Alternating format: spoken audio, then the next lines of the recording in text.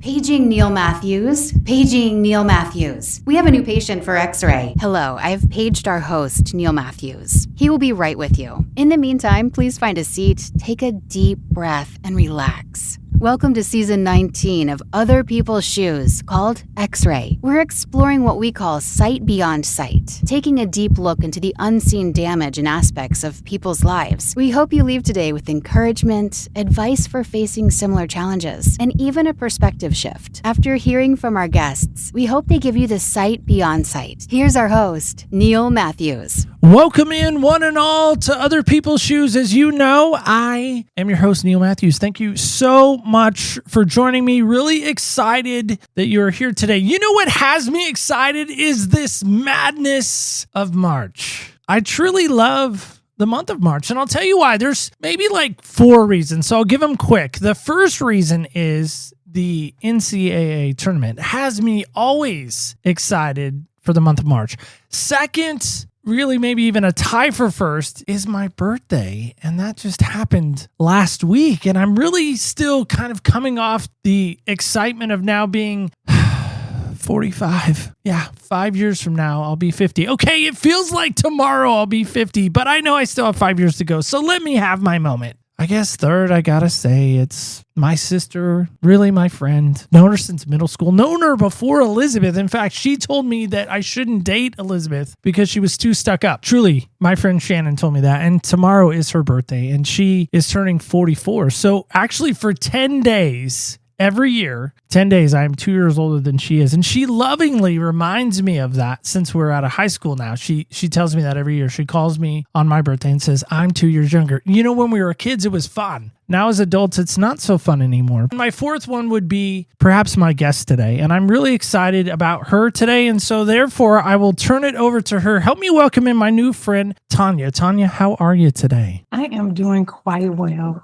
I am well. Thank you for having me, Neil. Quite the introduction, right? I mean, that's probably not the normal introduction that people welcome you to the stage or to the microphone in that sort of fashion. You got my name right. So, but you have 2 names. That's the cool part. You have Bailey and you have Jones. So I do. Is there a hyphen in between? I never know what to do. There is not. I am very serious about that non-hyphenation. So when I see it, I'll be like, no hyphen. Now, why is there no hyphen? And why are you serious about not hyphen? Because my last name is Jones. It's not Bailey Jones. Your middle name is Bailey. My maiden name is Bailey. Oh, your maiden name is Bailey. Yes. So it's actually Tonya Yvette Bailey Jones. And I didn't let go of the Bailey because I didn't marry until I was 37. And I was still in the military at the time. So I kept Bailey for the military reasons and because as I grow as an entrepreneur, people already know me as Bailey. So I didn't want to take Bailey away. Nobody takes Bailey away. Nobody ever should take Bailey away. But it sounds good. It does sound good. Bailey Jones. It does. It sounds very author-esque in some respects. Well, yes. I mean, welcome to the stage, Tonya Bailey Jones. I mean, it sounds good every time they say it. It sounds very jazzy, like Tonya Bailey Jones on the microphone. Yeah, I like it. I could work on that. Okay, I could practice that some more. Well, help us with this. I noticed in a lot of your artwork, I noticed in a lot of the photos of you, you were wearing these high heel shoes. Now, is that the shoe choice? Is that the preference choice? I know there was maybe even some combat boots, I would imagine, in the Navy days, or maybe the shiny spit shine shoes. But tell me, what shoes would you prefer to wear maybe on a regular everyday basis? It's heels. It's heels. It is heels. Always heels. Yes, it is. Is there a certain color? Is there a certain style or brand? I'm a Tar Heels guy, but I don't know a lot about heels in that respect. No, anything that makes my stature stand tall and really poised. I think having on heels gives you a very poised and polished look. Officer in the military, the way I see things. Now, you told me in the green room, or as I like to call it, the blue room before we started. The blue room. Before we started recording. You were in the Navy. You're retired Navy. What rank were you when you retired? 04, Lieutenant Commander. Ooh, Lieutenant Commander. Mm-hmm. Tonya Bailey Jones. That has a new ring to it, I feel like. Yes. You even said that you were stationed in a place that I sort of know foggy memories of, and that's Camp Lejeune. So that is a real life place, and there is real life bad water there. It is. That's what I'm told. I was in Camp Lejeune. I deployed out of Camp Lejeune in 2007, I think. Well, I was there in like 1980, so that might have been long before you were there. Just a little tiny guy. Just a little bit before you were there. I was actually born on Connecticut Street. I was really hoping you would tell me that you've been on Connecticut Street. No. It's in base housing. No, it's the enlisted base housing. So not the officers' quarters, but just the lonely enlisted. It may not even exist. From 1980 to when I was stationed there, everything changed.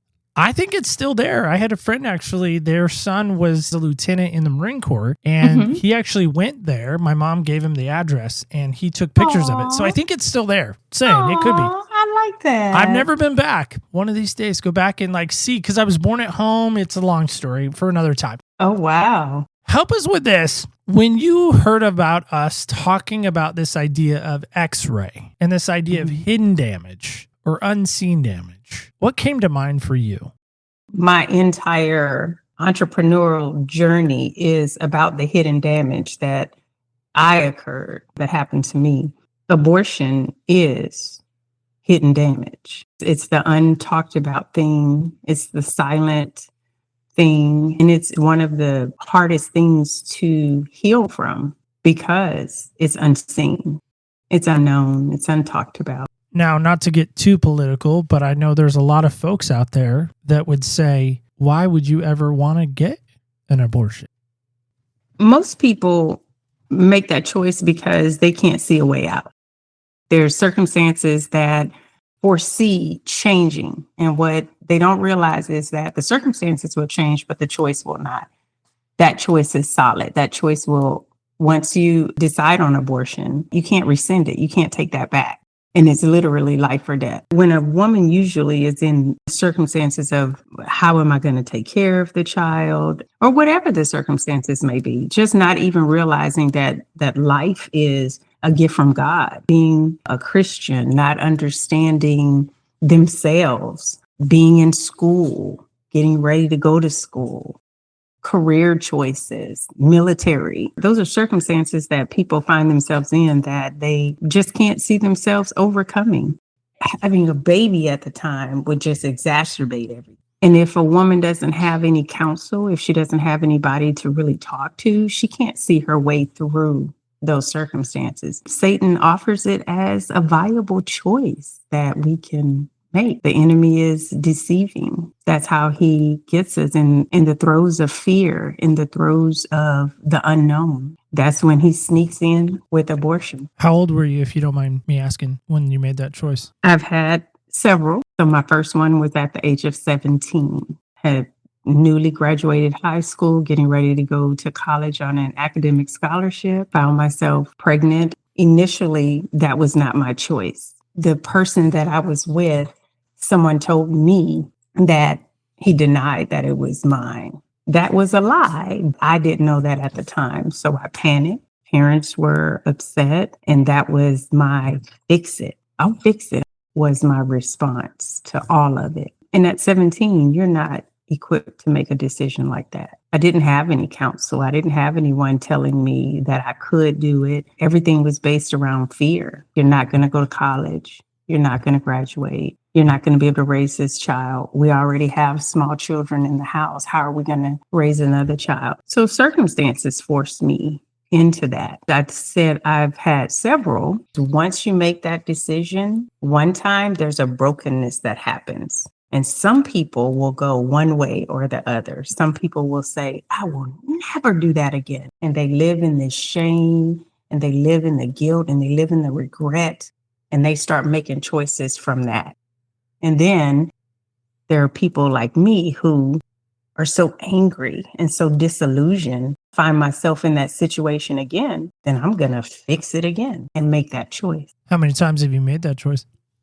Three times. You mentioned, I didn't, you mentioned that you went and listened to the first episode in this season because you wanted to kind of get a feel for what we were after and kind of get a baseline maybe of our style and how we do things, and that you'd listened to Kim Patton's episode. My heart breaks for her still to this day. All she wants is to be a mom in a natural way, not in an adoption way. What did you hear in her story that maybe broke your heart, or did it do anything to your heart? It always does.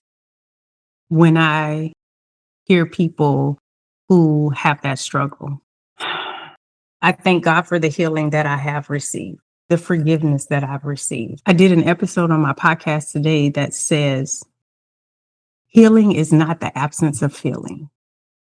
I still feel, even though I'm healed. So I still feel sorrow because I don't have my children. I still feel sorrow at the choices that I've made. I still feel sorrow when I hear of a person who wants nothing more than to have children and can't. There is still sorrow in my heart for that. Absolutely, when I hear those stories, it breaks my heart. If I could go back and change anything in my life, that would be it. Unequivocally, without a doubt, that would be it. But healing is reconciling the mistakes of your past. Healing is no longer letting the past hold you hostage. So I can't allow those things to bring me down into darkness. Do I feel? Absolutely. Absolutely. And what I teach is compassion. Just as I have compassion for her, I would hope that she would have compassion when she hears my story. You have to know the details of the story. But it's the compassion of the church body that heals me as well as healing her in her problems with infertility. It's the love of God that will get her through that, just like it's the love of God that gets me through what I've done. When we hear somebody in faith who has had an abortion, I think one of our very early episodes, I sat with a very good friend of mine that I never knew. Outward appearance, we don't know what somebody has struggling on the inside. We don't know the demons that perhaps they've invited in, entertained, or the pain that they carry in their heart. We don't know that until, again, maybe an x-ray comes along or we have an opportunity to sit with them in an intimate setting to hear more of their story, to give them an opportunity. But one of my very good friends, Catherine, she told me one day, kind of in passing, that she had had an abortion. She said the hardest person she's ever had to forgive is herself. Tell me, you're nodding your head in agreement because you do agree with that. How hard was that to forgive yourself? From 17 to the age of 50, I had not. My book is called Pearls in the Pews, Bringing Post-Abortion Healing to the Church and the Church. I would be the church. I would be the woman who's sitting in the pews, and I have gone to God multiple times as a Christian woman. Anytime I would hear abortion or something would happen that would tug at my heart, God forgive me, God forgive me, God forgive me. But it's here in your head when you say, oh, God has forgiven me. You have head knowledge that he's forgiven you, but it takes so much more to get that into your heart. And until you're able to really understand God has forgiven you and receive that into your heart, you don't forgive yourself. It's the hardest thing of any person that I've had to walk with, counsel with, coach with, do Bible studies with. You have to get them into the word so that they can get the word into them. And that's what allows them to receive the forgiveness. It's the receipt of forgiveness that allows you to do what we call forgiving ourselves. What happens is we receive that God has truly forgiven us and he bathes our heart in his love. And that is the forgiveness we experience. And that's what we call forgiving ourselves. But until you can absolutely, and it takes so much work, from 17 until the age of 50, the lies were, you're worthless. Look what you did. No one would want you. You better not tell anybody that you did that. And then when you're in the church, oh, you would never be able to be in that ministry. Oh, you'd never be able to do that. Mentor women? How are you going to mentor women? You had an abortion. How are you going to mentor women? You got pregnant outside of wedlock. How are you going to mentor women?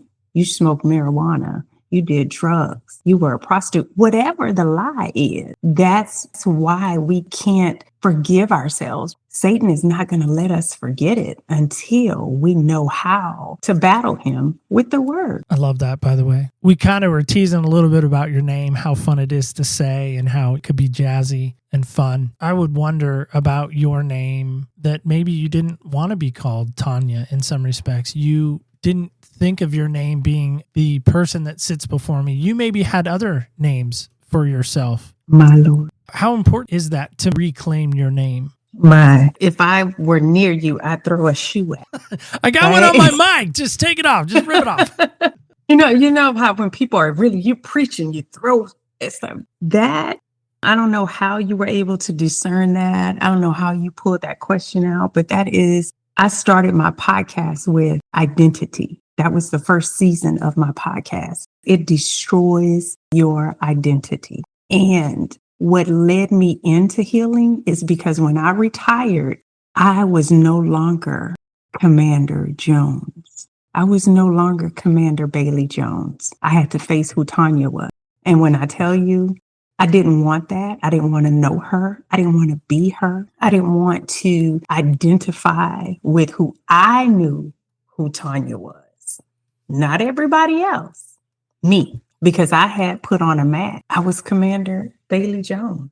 I wore that mask and have a method that I call unmasking, which is what I had to go through to step from Commander Bailey Jones to Tonya. And that was such a process because Tonya was the girl who got pregnant at 17. Tonya was the girl who had the abortion at 17. Tonya was the girl who got pregnant again at 18 and had a baby. Tonya was the girl who went to college and dropped out. Tonya was the girl who was struggling to make ends meet. I talk about this in my book, about the identity of not even wanting to be that person. But after I retired and I didn't have the uniform, I didn't have the stripes, I didn't have the mask of everybody knows me as this, I had to sit and face Tonya. That thought almost took me out. I almost allowed the lies of Satan to take me out of here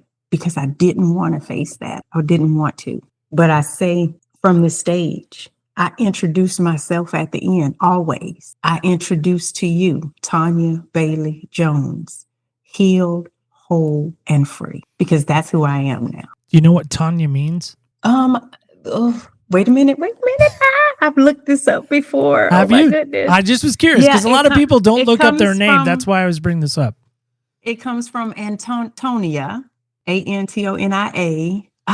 What is it? Tell me. It's okay.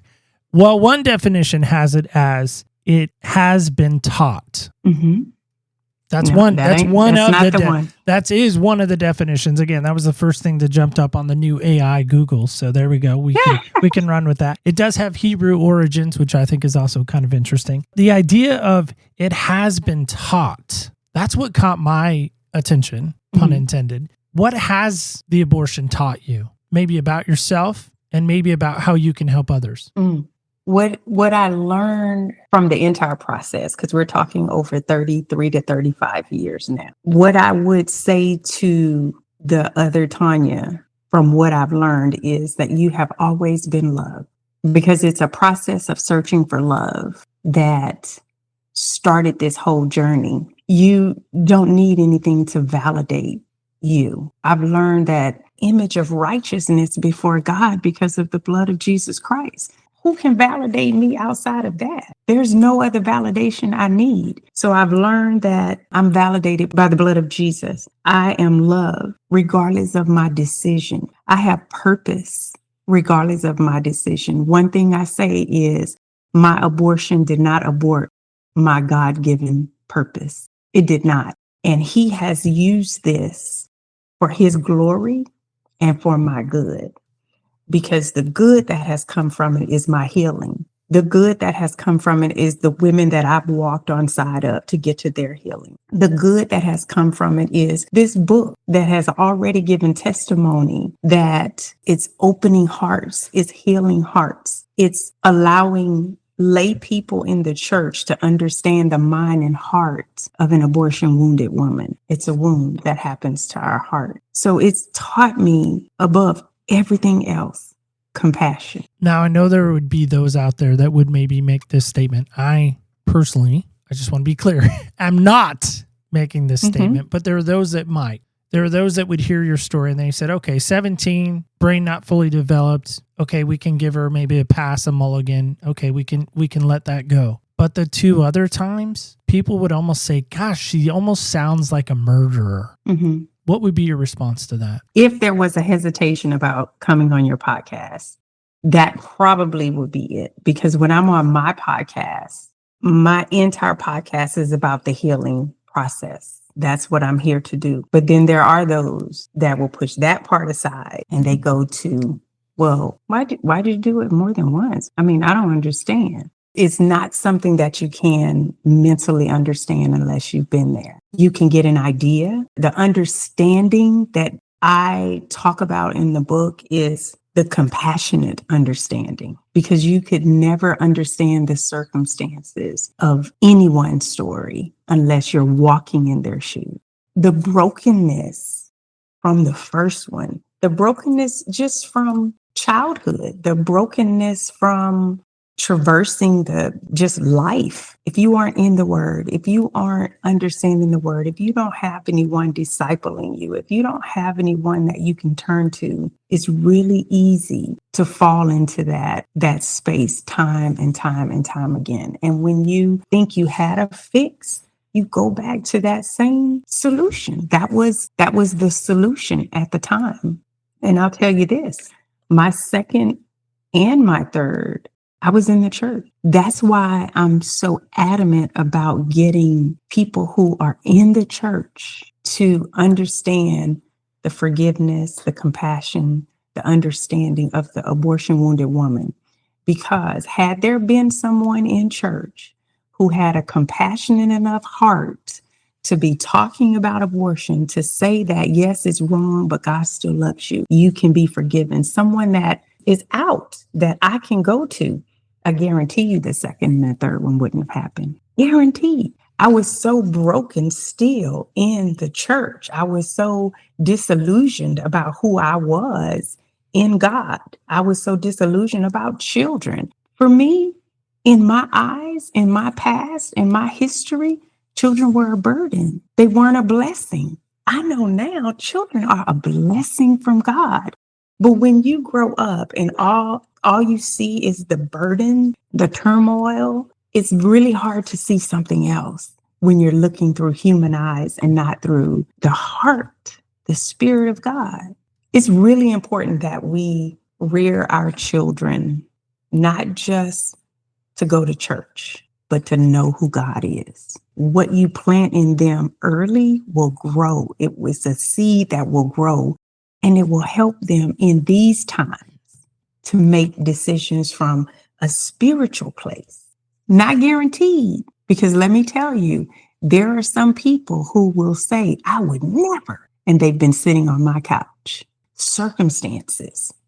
They couldn't even believe they were thinking about it themselves. They can't even believe they did it themselves because they were staunch, pro-life, I would never, or their child, pastor of the church, pro-life, telling everybody how it's a sin, it's a sin, it's a sin. And then their daughter comes up pregnant. Well, I can't let her have a child.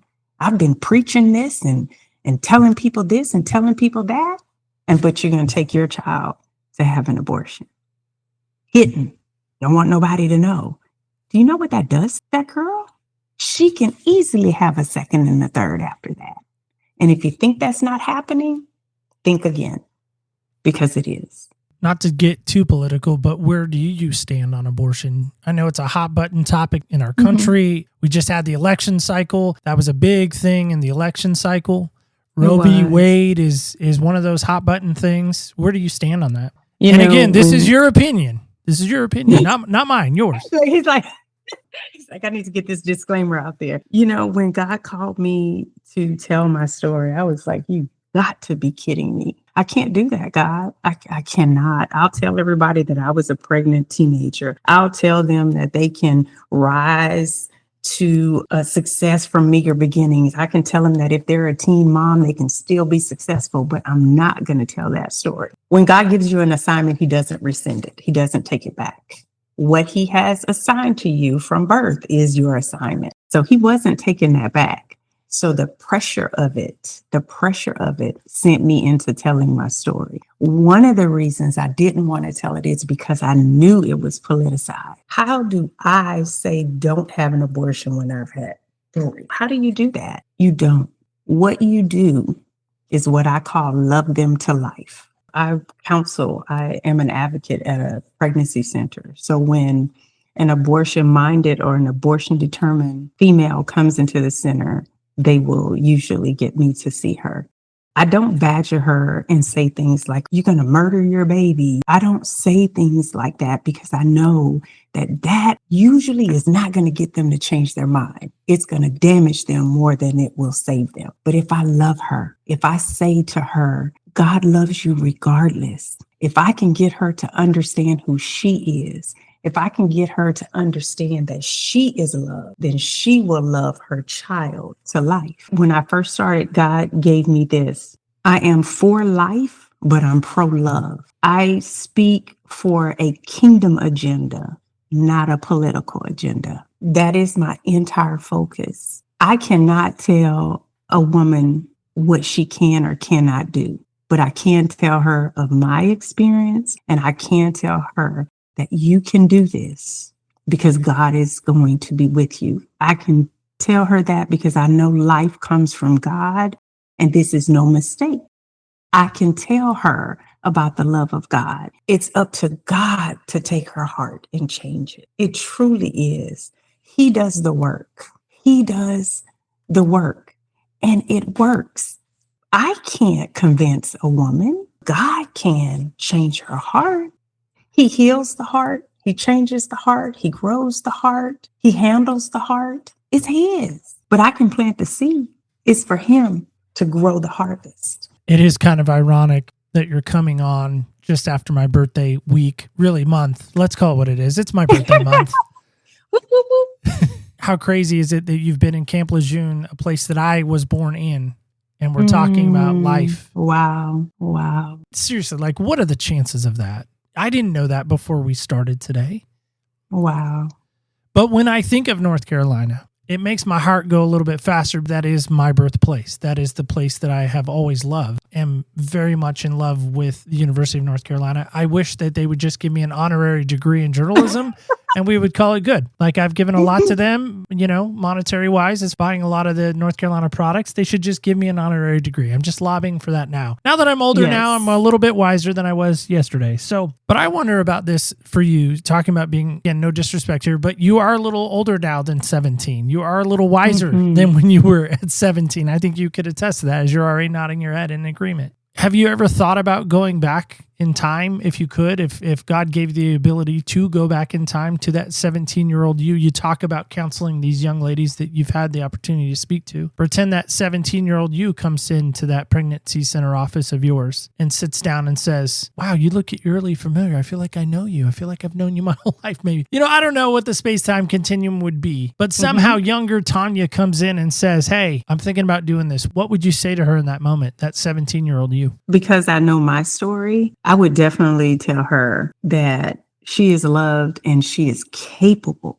She can do this. I would tell her that you may think that this is a mistake, but God didn't. I would tell her, it's funny that you should ask this question because in counseling, one of the hardest things I had to deal with was my counselor told me, you cannot weaponize the 50-year-old knowledge against the 17-year-old Tonya.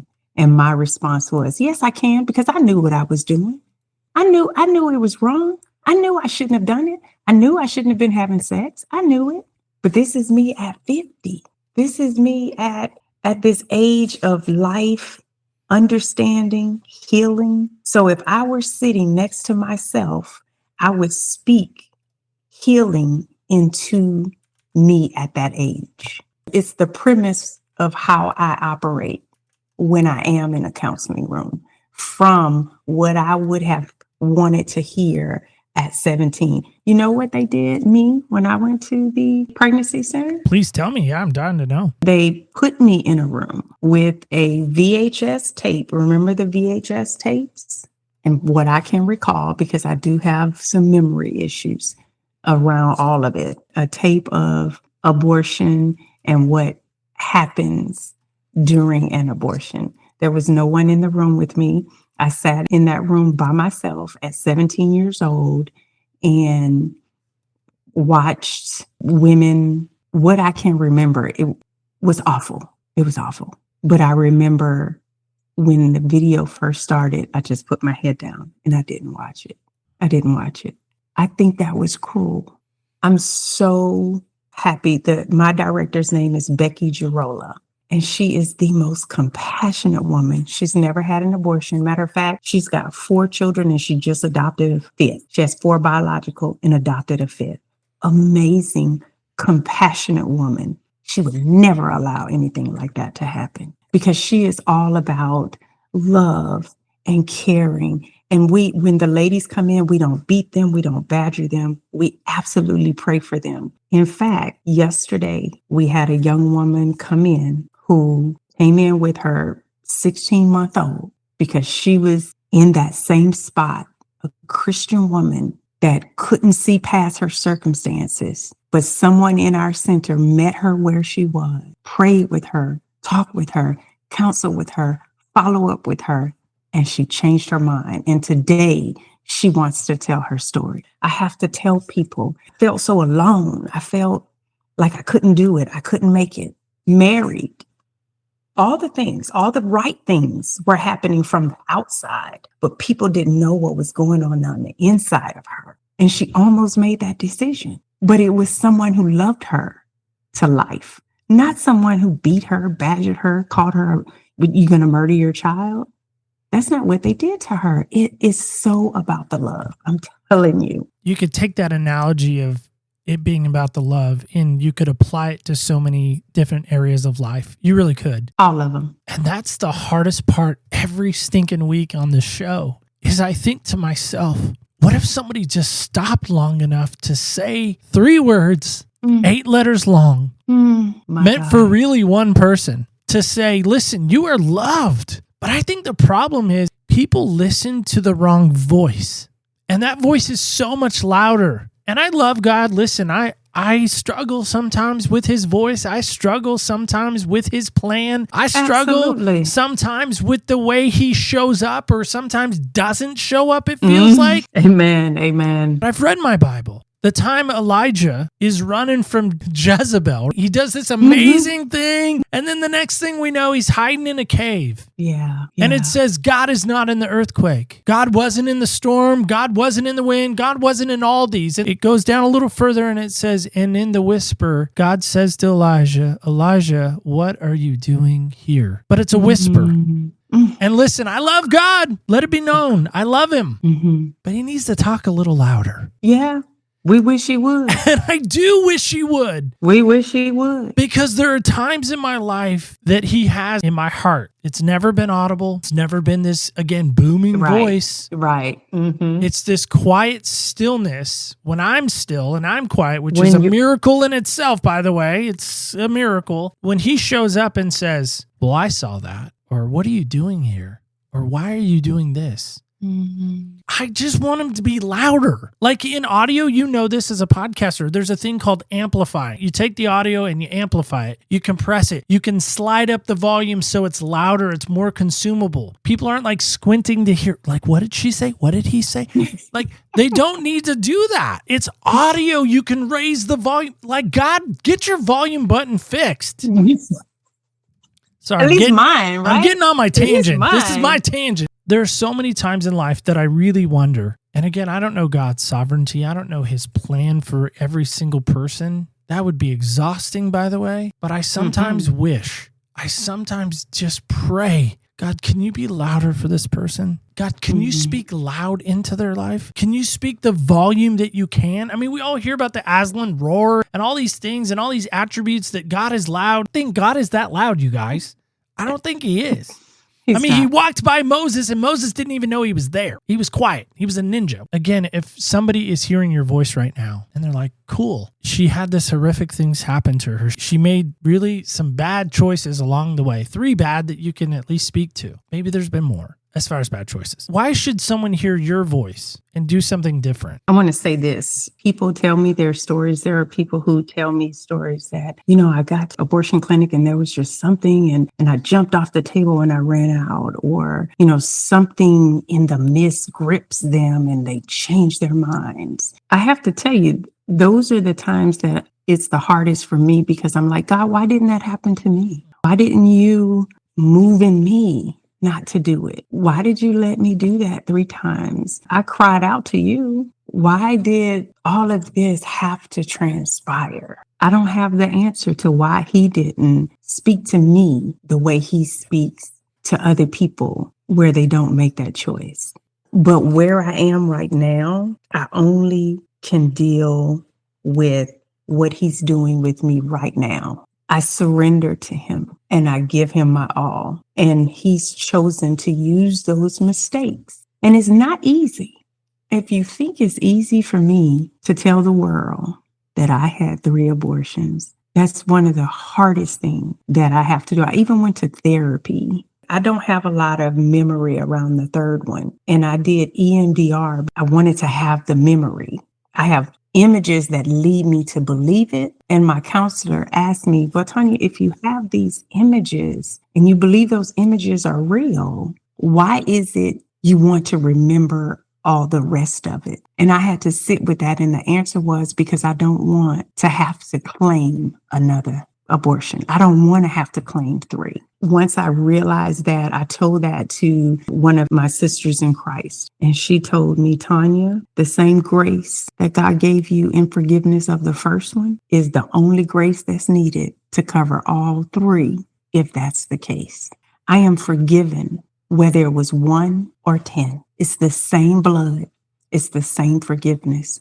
So I have to allow him to do what he's doing with me in the mistakes that I've made, for his glory and for my good and for the good of those he's called me to serve. Even knowing that I'll get some backlash from this podcast because people won't see it from my view. They won't. But if they stop and be still and truly ask God to reveal to them in their hearts, then maybe they may be able to see it if they're still enough to hear his quiet voice. Well, they got to put on your heels first. They got to walk and in they are hard to walk in, let me tell you. That's why I don't walk in them. I don't walk in the heels.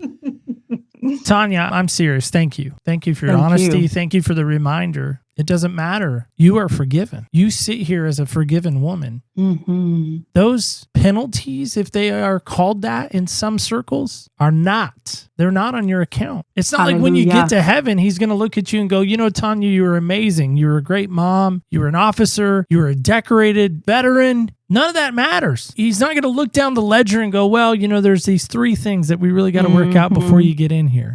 I don't see him doing that.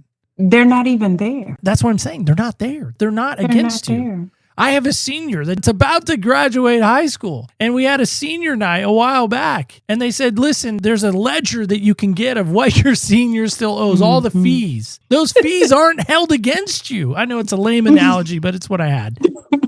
Tonya, help us with this. If there truly is a woman, and I believe there are, if there's a woman right now who maybe has walked this road or maybe is in the beginning stages of this road or knows someone who has made this choice, again, to abort their child, to end their child's life, how can they connect with you? What's the best way? Because let me just be candid here. I'm a dude. I am. Hands up. I'm a dude. I don't have all the girl parts. I don't have all the girl feeling. Well, maybe I have some of the girl feelings, but I don't have the girl feelings. But if someone right now is in that stage, or they maybe know somebody that, again, that has walked through that, a sister, a cousin, a whoever, a coworker, how can they connect with you? What's the best way? And then is there a social media of choice that you love to hang out on?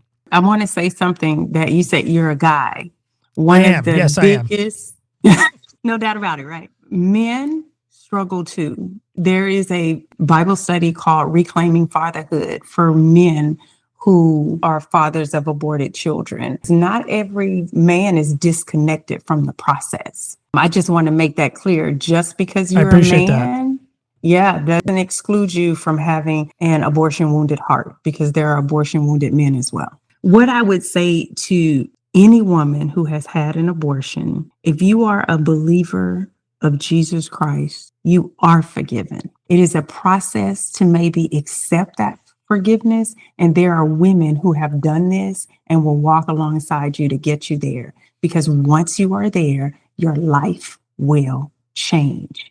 Forgiveness, wholeness, restoration, freedom, it's yours on the other side of accepting God's forgiveness. The way they can get with me is through my website, TonyaBJones.com. My email is info@TonyaBJones.com, and Facebook, Tonya Bailey Jones. You're a Facebook girl. You like to hang out there. Yeah, I'm 55. I'm not there yet. I was on Instagram today and it was like, oh, this is too much. It's too much. Too stimulating. Yeah, I hear you. Tonya, I truly mean this when I say it again. Thank you. Thank you for your honesty. Thank you for what you shared. And I really hope that there are some ladies that would just reach out to you and, seek the guidance that you have and be the compass for them in their brokenness and maybe point them back to the true north. And I think you know who that is. So I just want to say thank you again for being here. Can I say thank you for... You can say whatever you want. This is your moment. You get it. Thank you for reaching out to me, knowing you looked over my profile and understood that there is hidden brokenness behind abortion, and being willing to bring that to the forefront. You may get backlash too, even though you have your own stance. You may get people in the comments or whatever they call them, trolls or whatever. I don't know what a troll really is. I just know it's connected to bad comments. I do thank you, especially as a man, bringing this issue to the forefront. I'm telling you, God is doing an amazing thing with the abortion wounded heart. He's got something special for those who walk through the healing process. All right, guys and gals, kids and campers alike, that is it. That is all. That is our show today. That was a deep breath on purpose. So where do you stand on this whole abortion thing? Are you pro-life? Are you pro-choice? My body, my choice? Where are you on that? I know it's a hot button topic. Listen, but it's March, it's madness, so we can bring a little madness, little controversy to the table today. But I wonder about this for you right now. As you heard Tonya today, what stood out for you? I'll tell you what stood out for me. There's a big one. You could probably guess what it is. Here it is. Is there enough grace for you today? Is there enough grace in your choices today? Is there enough grace in your life today? Is there? Let me know. OPSpodcast.com is a great place to let me know. You can let us know on the socials as well. That's a little different. OPS Podcast Show under Facebook, Instagram, and X. And don't forget this. There's a lot of things to remember in your day, but don't forget this one. This is so important. Remember, when you walk in other people's shoes, you really do get a different perspective on life. I want to thank you so much for listening. I never take that for granted. Thank you so much for listening. And by the way, stay tuned till next week as we again walk in other people's shoes.